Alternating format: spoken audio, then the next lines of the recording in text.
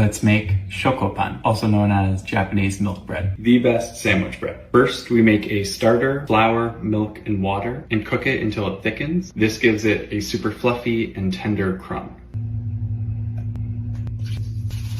The recipe that I'm following is the New York Times milk bread recipe, slightly modified to fit. Pullman loaf pan is a rectangular bread pan that has a lid to bake perfectly rectangular loaves. You want to do what's called walking the dough, sliding just underneath it with a bench scraper or your hands and having it twist and tuck under itself so it tightens up and that sticky surface becomes a little less sticky. We are going to cover with a clean tea towel and let this rise until it's doubled in size. We're going to split the dough ball now into 3 sections.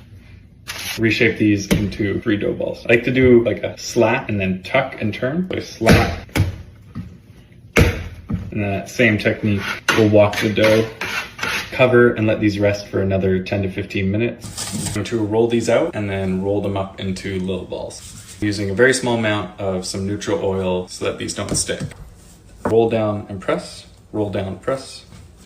Final sealing to the bottom. We'll place this guy with the spiral going to the side.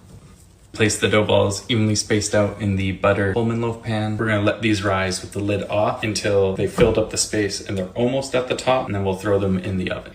Here's what we're looking like. Top going on, and then into the oven for 30 to 45 minutes.